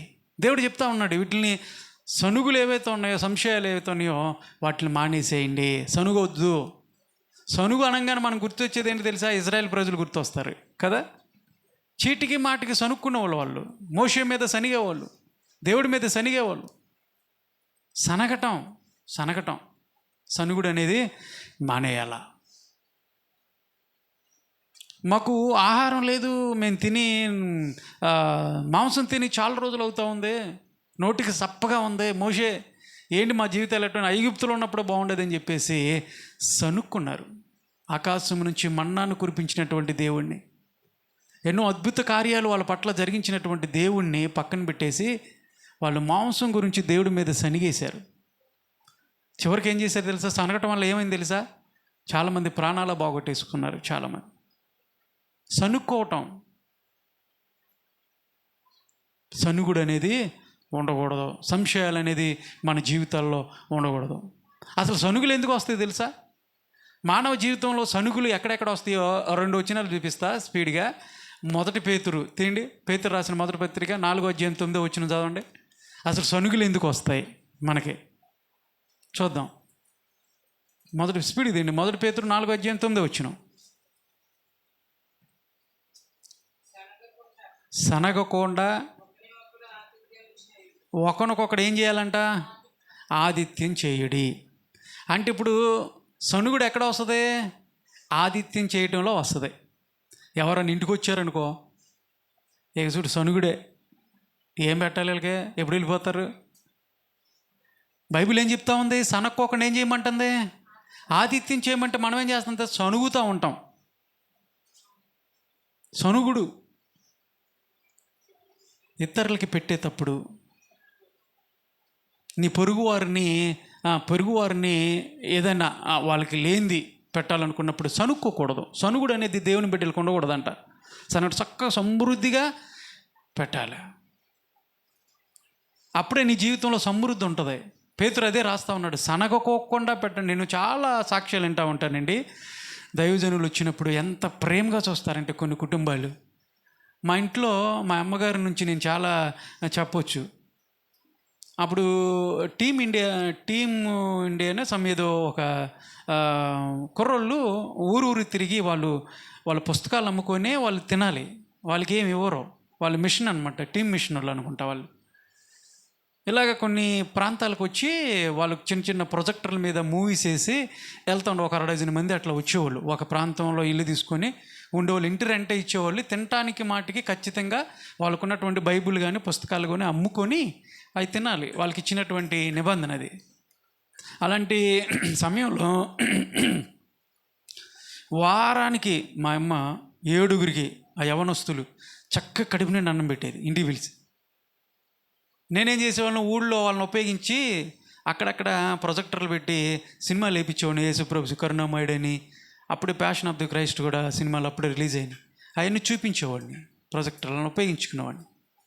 వాళ్ళకి చక్కగా కడుపు నుండి అన్నం పెట్టి ఇసుక్కునేది కాదు. మనం అరే ఇంట్లో 5గురు ఉన్నాం, మళ్ళీ 7గురు ఏంట్రా ఇది అనేది కాదు. తీసుకురాయా అనేది. చక్కగా వాళ్ళు పెడతా ఉంటుంటే కడుపు నుండి తింటాం. ఎంత సంతోషం. కొంతమంది చేతులు అలాగే ఉంటాయి, మేము చూస్తూ ఉంటాం. ఎదుటి వ్యక్తి తింటుంటే వీళ్ళ కడుపు నిండిపోతూ ఉంటుంది. ఎవరైనా దైవజనులు వస్తే కొంతమంది దైవజనులకి ఏమి ఇష్టమో వాటిని ఎరిగంట చక్కగా వండి పెడతారంట. అంటే ఇప్పుడు మాకు ఉండమని నేను చెప్పట్లా, మళ్ళీ అట్లా అనుకుంటారు ఈయన ముందే చెప్తా ఉన్నాడు అని కాదు. కానీ బైబిల్ చెప్తా ఉంది, సనుక్కోకుండా నువ్వేం చేయాలా? ఆతిథ్యం ఇవ్వాలా. కొంతమంది ఊరూరు తిరిగి దేవుని సేవకులు కానీ ఎవరన్నా పని చేసుకుంటూ ఒక కుటుంబాలని, క్రైస్తవ కుటుంబాలని వస్తారు. ఏమంటే 2-3 రోజులు ఉంటామండి అంటే చక్కగా కొంతమంది ఆదరిస్తూ ఉంటారు. ఆ 3 రోజులు ఆయనకు కావాల్సినవి కూడా సమకూర్చి చక్కగా చూస్తారు. వాళ్ళు ఆతిథ్యం ఇస్తారు. నాకు తెలిసి ఇక్కడ ఉన్న పెద్దలకి తెలుసు, వాళ్ళు చేసి ఉంటారు. ఆతిథ్యం ఇవ్వాలా, ఇసుక్కోకూడదు. తల్లి తరపున వచ్చిన వాళ్ళండి బాగా చూస్తారు. ఏమండి మటన్ తీసిరండి, చికెన్ తీసిరా, మర్చిపోయి వచ్చేటప్పుడు రొయ్యలు కూడా పట్టురా అంటది వాళ్ళ అమ్మ కానీ వాళ్ళ నాన్న కానీ. ఆ తల్లిదండ్రుల తరపు వాళ్ళు వస్తే. అదే అత్తగారి తరపు నుండి వచ్చారనుకో, ఆయన వచ్చి నుంచుంటాడట. మొన్న వీళ్ళ అమ్మ నాన్న వచ్చినప్పుడు చెప్పింది కదా అచ్చాలు, ఇప్పుడు మా అమ్మ మా నాన్న వచ్చి అని చెప్పిద్దేమో అని పొద్దున్నే వచ్చి నుంచుంటాడట. తీసుకోద్దాం. ఏంటి నుంచున్నారు? ఏం లేదు మరి వాళ్ళకి ఏమన్నా ఇంట్లో తెలుస్తుంది అసలు నీకు? ఏమన్నా తెలుస్తుందా ఇంట్లో? ఎలా గడుపుతున్నా నీకు తెలుస్తుందా? పప్పు అందులో పెట్టేసాను లేళ్ళు అంటారు. ఆతిథ్యం ఇచ్చేటప్పుడు జాగ్రత్త, బైబిల్ చెప్తా ఉంది. రెండోది చూద్దాం. రెండోది కూడా ఎందుకు మనము సనుగులు ఎందుకు వస్తాయంటే ఎక్కువగా మొదటిది చెప్పి ఆతిథ్యం విషయంలో సనుగుతారు. రెండోది 2 కొరింథీయులు 9వ అధ్యాయం 7వ వచనంలో ఉంటుంది. 2 కొరింథీయులు 9వ అధ్యాయము 7వ వచనం. ఫాస్ట్గా తీయాల. సనుగు కొనకయు బలవంతముగా కాకయు ప్రతివాడును తన హృదయములో నిశ్చయించుకున్న ప్రకారము ఇయ్యవలెను. దేవుడు, ఇదిగో అండర్లైన్ చేసింది, దేవుడు ఉత్సాహముగా ఇచ్చువారికి, ఉత్సాహంగా ఇచ్చేవారిని ఏం చేస్తాడంట? ప్రేమిస్తాడు. చాలు. ఉత్సాహంగా ఇచ్చిన వారిని ఏం చేస్తాడంట? ప్రేమిస్తాడు. దేవుడు లోకమును ఎంతో ప్రేమించాడు, అందరిని ప్రేమిస్తాడు దేవుడు. అయితే ఇక్కడ ప్రత్యేకంగా చెప్తా ఉన్నాడు, సనుక్కోకుండా ఎవరైతే దేవునికి ఇస్తారో వారిని ఏం చేస్తాడంట? దేవుడు ప్రేమిస్తాడంట. సనుగు లేకోకుండా హృదయపూర్వకంగా నువ్వు దేవునికి ఏదైతే ఇవ్వాలనుకుంటారు. కొంతమంది సనుక్కుంటూ ఇస్తూ ఉంటారు. అందుకని ఇక్కడ అంటే సనుగుడు ఎందుకు వస్తుందంటే, మొదటిది ఏంటో ఆతిథ్య విషయంలో సనుక్కుంటూ ఉంటారు, రెండోది దేవుడికి ఇచ్చేటువంటి విషయంలో కూడా సనుక్కుంటూ ఉంటారు. ఎందుకండి సనుగుడు? పాస్టర్ గారు పాత షర్ట్ వేసుకున్నారనో, ఏదో దేవుడు పేదవాడు అన్నట్టుగా సనుక్కుంటూ ఇస్తూ ఉంటారు చాలామంది. అలా ఇవ్వకూడదు కానుకలు. దేవుడికి ఇచ్చేది అలా కూడా. రాజుగారి దగ్గరికి వెళ్ళినప్పుడు ఎవరైనా ఏం తీసుకెళ్తారు తెలుసా? పూర్వకాలంలో ఇప్పుడేం సరే, రాజుగారి దగ్గరికి వెళ్ళేటప్పుడు లేదంటే పెద్దవాళ్ళ దగ్గరికి వెళ్ళేటప్పుడు ఉట్టు చేతులు వెళ్తారా, లేదంటే ఏమైనా తీసుకెళ్తారా? ఏదో కూడా తీసుకెళ్తారా? అలాగని చెప్పేసి వాళ్ళకి లేవన్నా. ఇప్పుడు మంత్రి గారి దగ్గరికి వెళ్ళేటప్పుడు ఏవో కూడా పట్టుకొని వెళ్తారు కదా, అలా అని చెప్పేసి వాళ్ళకి ఏం లేదన్నా. కాదు, రాజులకు రాజు అయినటువంటి దేవుడి దగ్గరికి నువ్వు వచ్చేటప్పుడు ఉత్తి చేతులతో రాకూడదు. దేవుడు చెప్తున్నమాట, వాక్యం చెప్తున్నమాట, నేను చెప్తున్నా కాదు. మళ్ళీ నన్ను అబద్ధం చేసుకుంటారు మీరు. అలా అని చెప్పేసి రాజుగారికి ఏం లోటా, దేవుడికి ఏం లోటా? ఏమి లేదు. అయ్యా ఇది అంతా నీవిచ్చిందేనయ్యా, నీవిచ్చిన దాంట్లోనే నీకు ఇస్తున్నాను ప్రభు అని చెప్పేసి రావాలి. కానీ మన జీవితాల్లో సనుగుడు ఎందుకు వస్తుంది తెలుసా? ఏముందండి, ఏమి ఇవ్వమంటారండి? ఏముంది నా దగ్గర? అవి వచ్చే ఏదో 10,000 వస్తున్నాయి, ఇంట్లోనే సరిపోవట్లేదు, 5 పిల్లలు 5 ఉన్నారు, ఏమిమ్మంటారు? ఏం దీవించాడు, ఏం ఆశీర్వాదం ఉందని నేను ఏమంటారు దేవుడు అని చెప్పేసి కొంతమంది సనుక్కుంటూ ఉంటారు. ఓ మాట చెప్పనా, నీకున్న దాంట్లోని దేవుడికి ఇచ్చి దేవుని స్తుతించడం నేర్చుకోవాలి. దేవుని స్తోత్రం కలుగును గాక. 10,000లోనే నువ్వు దేవునికి ఇచ్చి దేవుని స్తుతించడం నేర్చుకుంటే రేపు పొద్దున ఏం చేస్తాడు తెలుసా? నీకు లేనిది ఇస్తాడు దేవుడు. ఉన్నదాన్ని పక్కన పెట్టేసి లేని దాని గురించి నువ్వు సనుక్కుంటా ఉంటావే, దేవుడు అప్పుడు నిన్ను ఆశీర్వదించడు. ఉన్న దాంట్లోనే దేవుడు నువ్వు స్తుతించాలి. 10,000లోనే నువ్వు స్తుతించడం నేర్చుకో, 20,000 ఇస్తాడు రేపు పొద్దుట. 20,000లో నువ్వు దేవుని స్తుతించడం నేర్చుకో, 40,000 ఇస్తాడు దేవుడు. అంచెలంచెలుగా అభివృద్ధిలోకి తీసుకెళ్తాడు. కానీ మన వాళ్ళు ఏం చేస్తారు తెలుసా? 20,000 కండి, ఎలాగండి? దేవుడు 60,000 ఇచ్చిన తర్వాత 60,000 ఎలాగండి? ఇంకా నాకు ఆశ కద్దులేదు చాలామంది జీవితాల్లో కదా. అందుకని మానవుడు ఆశాజీవి అయిపోయాడు. వచ్చిన దాంతో తృప్తి పడడు, సంతృప్తి అనేది ఉండదు. ఈ కోరిక తీరిందంటే ఇంకో కోరిక, ఆ కోరిక తీరిందంటే ఇంకో కోరిక చూస్తాడు తప్పితే ఇందులోనే తృప్తిగా ఉందాము, ఇందులోనే దేవుని స్తుతించడం అనేది మానేశాడు. సనుక్కోవటమే ఇది, తర్వాత నెక్స్ట్ ఏంటి అని చెప్పేసి లేని దాని గురించి సనుక్కుంటూ వెళ్ళిపోతా ఉన్నాడు. కానీ ఏ విషయంలో కూడా దేవుని స్తుతించటం లేదు, మానేశారు. నీకున్న దాంట్లోనే ఒక మాట చెప్తాను, ఈ రోజున 2 పూటల భోజనం చేయలేనటువంటి వాళ్ళు నీ చుట్టూ ఉన్నారు తెలుసా నీకు? రోజులో 2 పూట భోజనం లేక ఆకలితో అలమటిస్తున్నటువంటి వాళ్ళు ఎలాండి? కానీ నీకు 3 పూట్ల దేవుడు ఆహారం ఇస్తున్నాడుగా, ఉండటానికి గృహాన్ని ఇచ్చాడు కదా, మంచి ఆరోగ్యాన్ని ఇచ్చాడు కదా. ఎందుకు దేవుని స్తుతించలేకపోతున్నావు? ఎందుకు సనుగుతున్నావు నీ జీవితంలో? సనుగుడు సనక్కూడదు, తృప్తిగా ఉండటం, ఉన్న దాంట్లోనూ తృప్తి. అటువైపు చూసి వాళ్ళకు ఉంది అని చెప్పేసి నువ్వు నిరుత్సాహంతో లేనిపోయిన రోగాలు తెచ్చేసుకోవటం తప్పితే, నాకు ఇది ఇచ్చాడు దేవుడు చాలమ్మ, నాకు ఉన్న దాంట్లోనూ తృప్తిగా ఉంటాం. ఏది కావాలో అదే చాలు, ఇంతవరకు ఆశలొద్దు, కావాలంటే దేవుడే ఇస్తాడు అని ఉన్న దాంట్లో దేవునికి సంతోషముతో ఇవ్వటం నేర్చుకోవాలా. నువ్వేదైతే ఇస్తున్నావు హృదయపూర్వకంగా. ఆఫ్రికాలోనంట దేవుని సన్నిధికి వచ్చినప్పుడు అక్కడ పెడతారు, దేవుని కాணிక పెడితే లైన్ ఎలా వస్తారు తెలుసా వాళ్ళు? మీరు చూడండి, ఇటు గంతులు వేసుకుంటూ వస్తారంట. దేవునికి ఇచ్చేటువంటి ఆ సమయంలో కానుకల్ని స్వీకరించేటప్పుడు ఎగురుకుంటా గంతులు వేసుకుంటా ఉత్సాహంతో దేవునికి కానుకలు ఇస్తారంట. దేవుడు పేదవాడని ఇస్తున్నారా? కాదు. పాస్టర్ గారికి గడవదో, ఏదో ఒకటి ఇవ్వాలా, ఎంతో కొంత ఇవ్వాలని చెప్పేసి అనుకుంటా ఉన్నారేమో. కాదు, కాకుల చేత పోషించినటువంటి దేవుడు ఏలి అని, ఆయనే పోషిస్తాడు సేవకుల్ని. అరుచు పిల్ల కాకులను పోషించేటువంటి దేవుడు ఆయనే పోషిస్తాడు. కానీ దేవుడికి నువ్వు ఇచ్చేటప్పుడు ఎలా ఇవ్వాలి? సంతృప్తితో, ఆనందంతో, ప్రభువా ఇదిగోయా నాకున్న దాంట్లోనే. ఒక మాట చెప్పి నేను ముగించేస్తాను. పాల్ యాంగ్చో గారు అని చెప్పేసి వినే ఉంటారు, పెద్ద దైవజనుడు, మొన్న ఆ మధ్య చనిపోయారు ఆయన. దక్షిణ కొరియాలో ఆయన దేవుని సేవ చేసి ప్రపంచంలో పలు చోట్ల ఆయన దేవుని ప్రకటించినటువంటి గొప్ప దైవజనుడు, బాగా వాడబడ్డాడు ఆయన, పాల్ యాంగ్చో. ఆ దక్షిణ కొరియాలో ఆయన మందిరాన్ని కడతా ఉన్నప్పుడు ఒక విధవరాలంట, పేద విధవరాలు చిన్న ప్లేట్ తీసుకొచ్చి, అయ్యా పాస్టర్ గారు నా దగ్గర ఉంది ఇదే. చూస్తే అదంతా కూడా కిలుం పట్టేసేసింది, రంగు మారిపోయింది. మీకేమైనా ఉపయోగపడిద్దామో దేవుని పరిచర్యలో, ఇదిగో నేను ఇస్తున్నానని చెప్పేసి దైవజండకి ఇచ్చిందంట.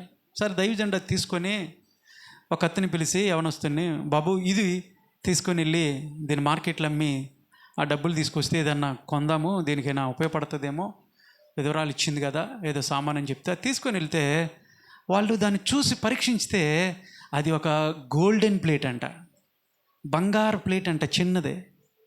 ఆవిడికి తెలియలా దాని విలువ. ఎప్పుడో పురాతన కాలం నుంచి ఉన్నది, అమ్మలు అప్పటి నుంచి ఉన్నది ఇంట్లో, పాత పడిపోయిందని తీసుకొచ్చి ఇచ్చేసింది. దేనికైనా పని చేస్తుందేమో, ఇక నా దగ్గర ఏం లేదు ఇంట్లో దేవి సామానికి ఇవ్వటానికి అని చెప్పేసి తీసుకొచ్చి ఇచ్చేసింది మనస్ఫూర్తిగా. ఆశ్చర్యపోయారు. యవనస్తుడు వచ్చి చెప్పాడండి, జరిగిన విషయం ఇది నిజంగా. అయ్యా ఇది ఏంటో తెలుసా, ఇదేదో మనం ఒక 500 1000 రూపాయలు వస్తాయని చెప్పేసి అనుకున్నాం, ఇది బంగారు ప్లేటు. ఆవిడికి తెలియలా దీని రేటు చాలా ఉంది. అంటే ఈ రోజున మనం అనుకుందాం ఇది ఒక 500 అనుకున్నాం అనుకో, ఒక 500 ఇద్దాం అనుకుందాం అనుకో ఆ ప్లేటు, ఆ రోజున ఓ 10 లక్షలు. అది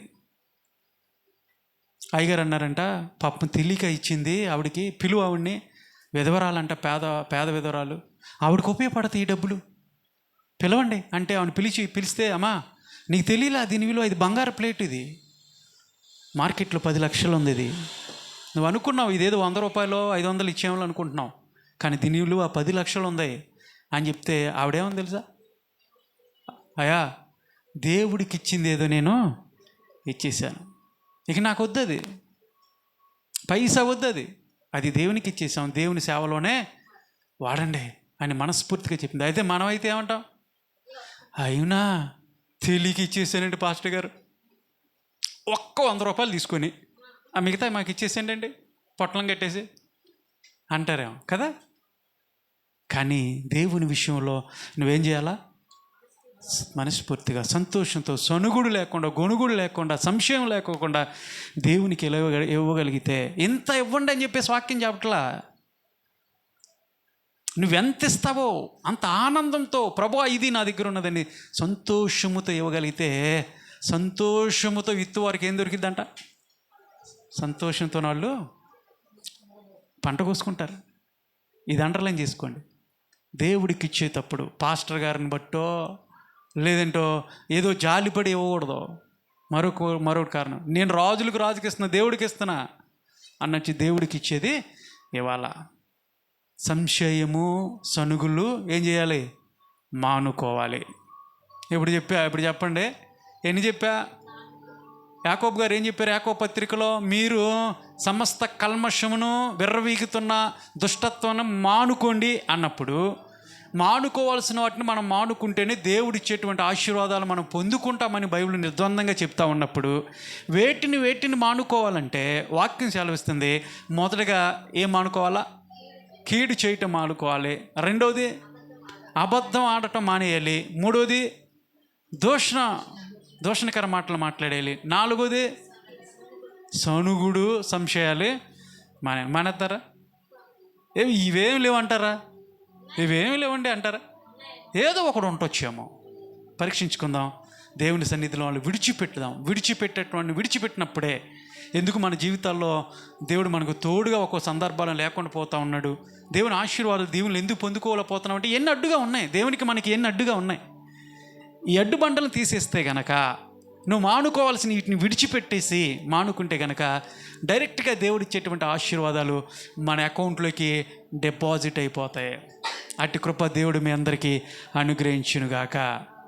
ఆమేన్. కళ్ళు మూసుకొని చిన్న ప్రార్థన చేసుకుందాం. పరిశుద్ధుడా, ప్రేమ గల దేవా, నీ ఘనమైన పాదములకు వందనములు, స్తుతులు, స్తోత్రాలు ప్రభువా. ఇదిగో తండ్రి, మానుకోవాల్సినటువంటి వాటిని నీ బిడ్డలుగా, విశ్వాసులుగా, నిన్ను వెంబడిస్తున్నటువంటి వారిగా మేము ఉన్నప్పుడు, ఇదేదో ప్రభువా మరి ఈ భక్తి పై భక్తిగా ఉండకూడదు. చాలామంది భక్తిని ప్రదర్శిస్తూ ఉన్నారు, కానీ తండ్రి నీ శక్తిని వాళ్ళ హృదయంలో ఆశ్రయించలేనటువంటి పరిస్థితులు ఉన్నారు, అనుభవించలేనటువంటి పరిస్థితులు ఉన్నారు. తండ్రి ఇదిగో నాయన, నిన్ను అనుసరించుట మానేయటం వలన మీరు మాకు తోడై ఉండను అని ఖండితంగా చెప్పేశారు, స్ట్రైట్ ఫార్వర్డ్గా చెప్పేశారు.